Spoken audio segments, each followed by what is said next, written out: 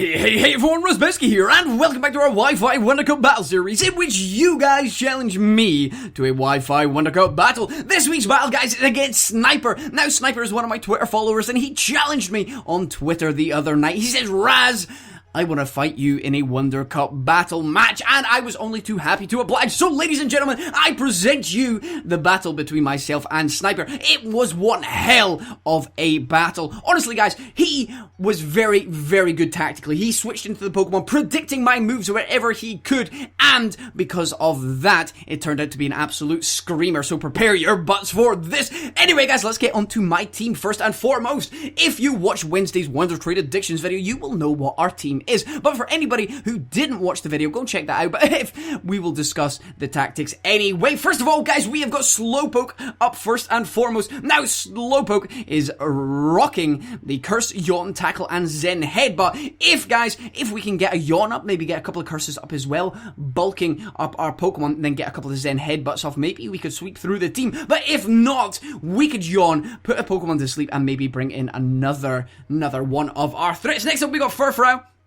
Just your standard Furfrou, no, nothing special there. We've got Charmander up next. Now, Charmander is an absolute fantastic pull. We've had him a couple of times in the series now, obviously because they're very popular Pokemon to be breeding and sending out. But it's your standard Charmander. It was timid.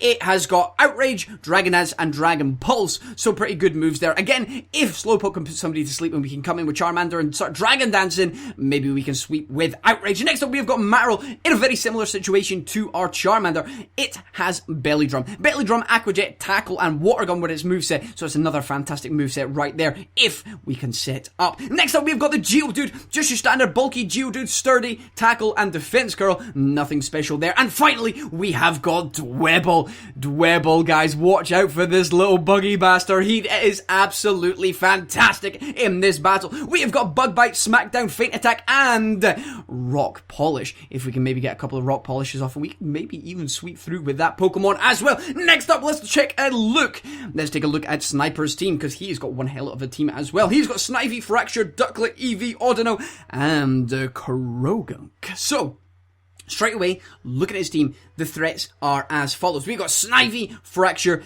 and, surprisingly, Ducklet. Now, Snivy, obviously, because we've got Geodude, Marill, and Slowpoke in there. Grass is not their friend. Next up, we got Fracture. It's Dragon. Second evolutionary stage Dragon at that, so that's going to be pure power. It's going to have Dragon Claw. It's probably going to be from Threaten Safari, so it's already going to have a very good moveset as well, so we need to watch out for that Pokemon. And Ducklet, yes, Ducklet is a surprise, but again, it's because we've got so many weaknesses to water in this team. We've got Dwebble, we've got Geodude, and we've got Charmander. Three very, very good Pokemon there, so we need to watch out for those Pokemon. Audino, Eevee, they could have anything, I'm not too sure about them. And Krogunk, obviously there's going to be a very good Pokemon there that will most likely start the battle. Who knows? Either way, guys, let's get hyped, let's get psyched, and let's take on the beauty that is Sniper. Okay then, so guys, my thinking is that after looking at his team, we're actually going to lead off with the Slowpoke. So that's exactly what we do as Sniper issues a challenge. Sniper is going to be sending out the Krogunk first, which is absolutely perfect for our Slowpoke. Now, first of all, I go for the Yawn, but as you can see right here, right now,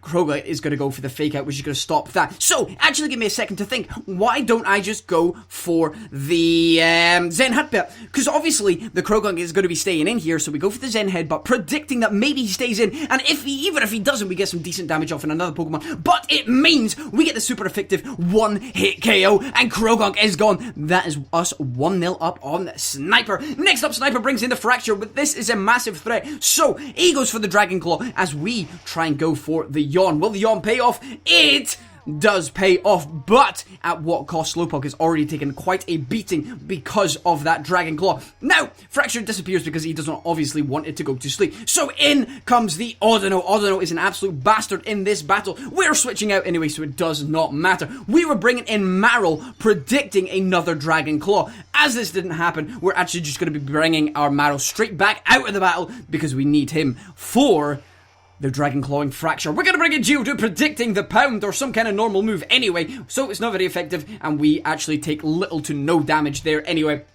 Audino's out of there because he doesn't want to keep it in. This is what I mean about switching about all right, left, and center. Ducklet comes in. Ducklet is a pain in my ball sack, guys. Honestly, it is one of those, when you get sand right on your balls or right in your ass crack, it's one of those Pokemon for me in this battle. Anyway, we switch out into our fantastic, our fabulous, our Wonderfrau for Frau to eat up that Water Pulse. We go for the Sand Attack, hoping that will lower the accuracy of the Ducklet to survive any further Water Pulses that might come our way. The Ducklet goes for the Water Pulse, breaking through the accuracy drop, and it even gets the confusion off on our Frau, which is not Wonderfrau right there. In fact, it was very, very annoying. Ducklet gets a quick escape out of there because he knows that any tackles coming its way is probably not going to be too healthy against. Anyway, the Fracture comes back in, doing as much damage as possible, and unfortunately we hit ourselves in the fucking face in confusion, which I never understood. Anyway, we need the Furfrou for later, so we're taking it right back out. We're going to be switching right into the Marill, predicting a Dragon Claw, but no!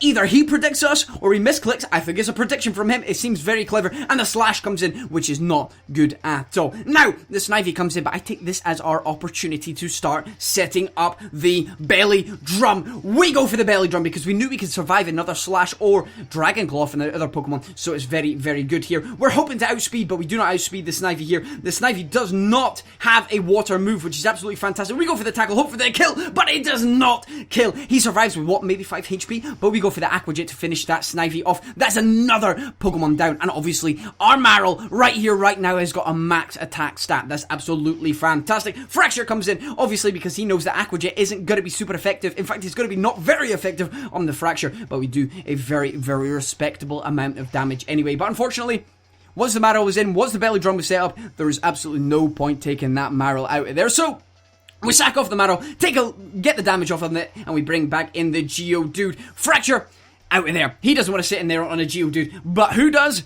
Ducklet wants to sit on an Geodude with that Water Pulse, but we're going for the tackle anyway because that's what we're going to do on the Fracture, taking off a little bit more of that stupid Duck's health, and we get the Geodude out of there. We do not want to be messing about with that, so we bring back in our Wonderfrau Furfrou, who's going to be eating up the special hits for days. So again, the Water Pulse comes in. Can we avoid the confusion this time? Yes, we do, but the critical hit is on target. We actually get no hacks in this game, and Sniper gets quite a lot of critical hits along with very, very life-saving amounts of HP on his Pokemon after taking one of our hits. Next up is Eevee. Ducklet doesn't want to be staying in on there because he needs the Ducklet for quite a few of our Pokemon. Eevee could just be sacked off in his case, and we go for the tackle, which takes off a very, very decent amount of health. We go for the Sand Attack, hoping that the Eevee is just going to miss his moves, but again, like I said before, no hacks our way. We do get the moves off, but he always hits his moves as well. Eevee's out of there because his accuracy has been lowered. Next comes in the Fracture. We want to kill this Fracture. We want to get the Fracture out of there. This guy's still a major threat for our team, so we're just going to leave our Furfrou in, not bother him with Sand Attack this time because it's not actually doing us any good, and we're just going to pure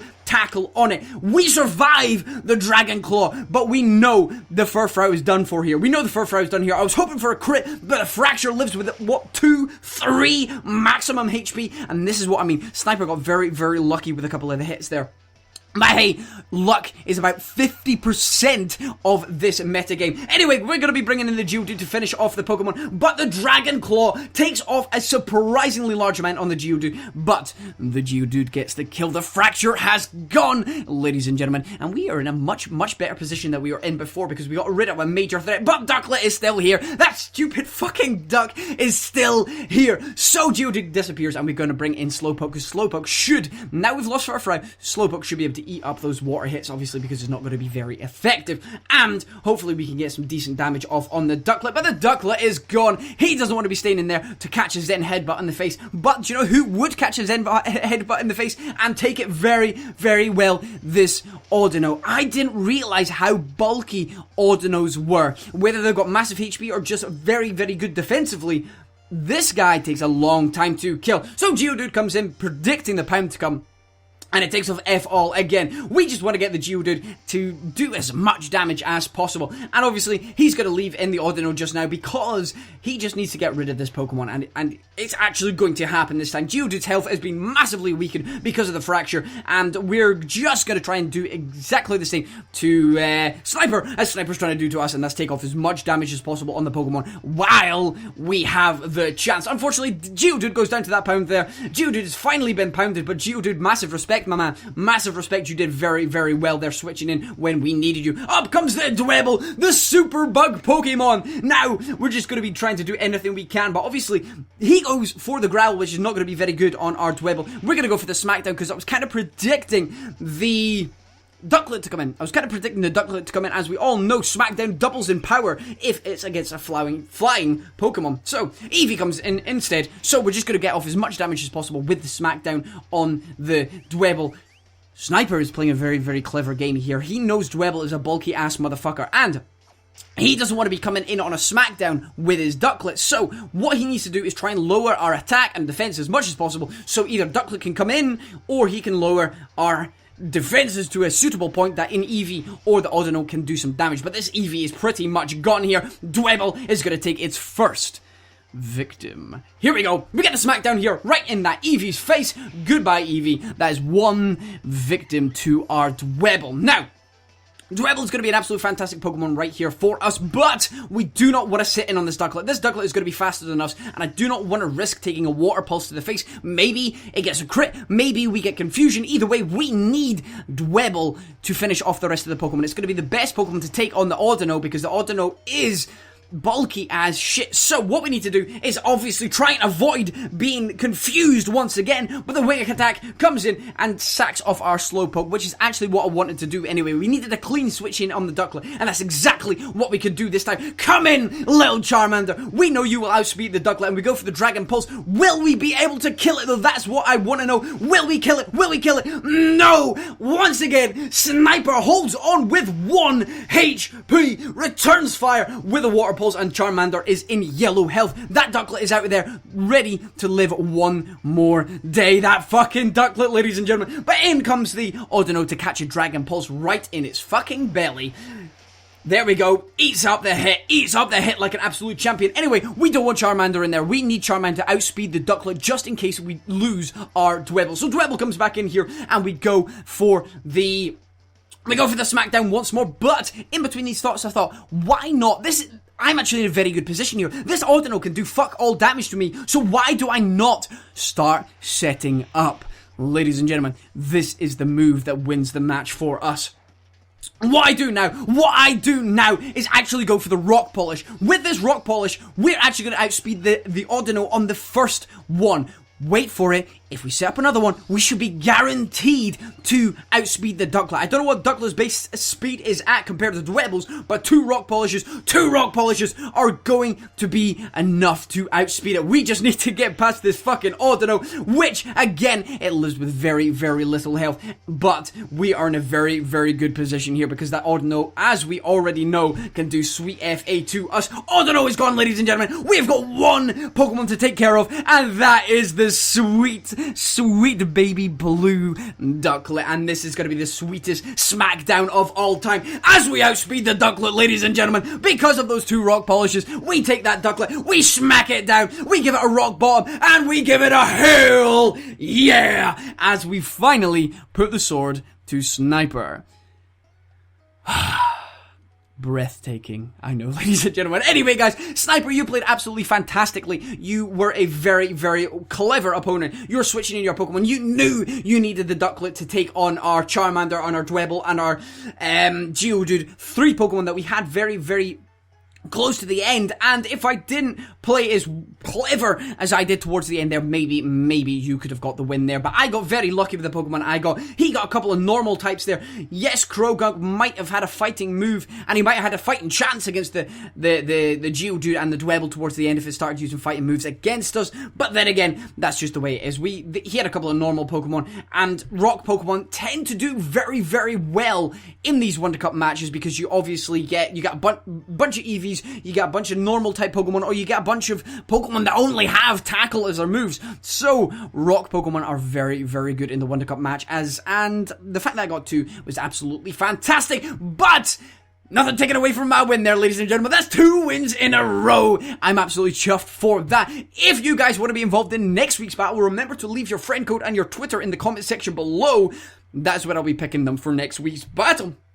If you've enjoyed today's battle and the fact that I've managed to win 2 in a row, I think that's the second time that I've done it, but you guys are still winning on the overall wins. If you've enjoyed today's battle though, please drop a like, that's most appreciated. And if you're not already subscribed, please go ahead and do that as well, because it really does tickle my balls every time I get an email through saying somebody new has subscribed. Anyway guys, we're actually over 7,000 subscribers, which is absolutely insane, so thank you very much for that. But either way, guys, I've been Razbowski, you've been the beautiful bastards, as always, for watching, and I love each and every single one of you. Goodbye!